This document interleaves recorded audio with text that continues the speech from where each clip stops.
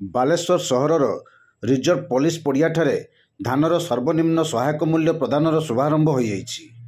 ଏହି ଅବସରରେ ମୁଖ୍ୟମନ୍ତ୍ରୀ ମୋହନ ଚରଣ ମାଝୀ ବରଗଡ଼ଠାରେ କାର୍ଯ୍ୟକ୍ରମକୁ ଶୁଭାରମ୍ଭ କରିଥିବା ବେଳେ ଏହାର ସିଧା ପ୍ରସାରଣ ବାଲେଶ୍ୱର ସଭାରେ ପ୍ରଦର୍ଶିତ କରାଯାଇଥିଲା।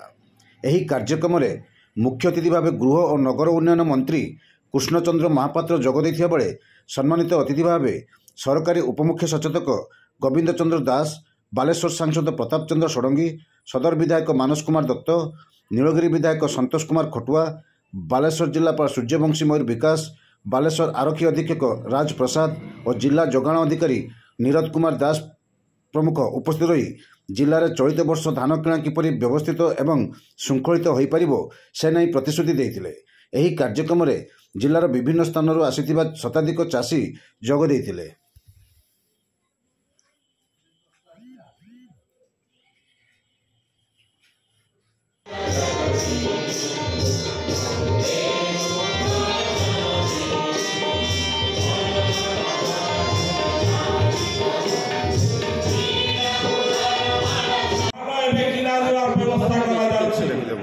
ओडिशा बाहर एबे ओडिशा रे चाष धान रेट बढ़ी गला। आगु एठी धान रेट कम थिला कारण रो वेस्ट बेंगल रो चाषी माने आसी के एठी धान किनि नउथिले, अभाव बिक्री होथिला। एबे किंतु उल्टा आइ जायछि। एबे वेस्ट बेंगल रो चाषी माने सेठिया चाषी भाई माने जेते हैरान होती दलाल माने जेते आगि चाषी धान भर्ती न करती सेबे हम सरकार सदा सर्वदा सचेतन अछंती।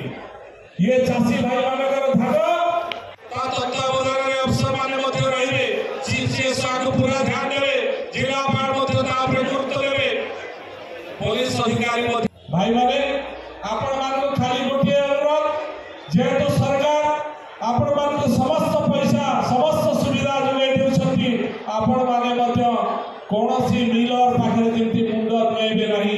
मोर एथि विनम्र अनुरोध चाषी भाई आनिबे 2100 टका पाइबे।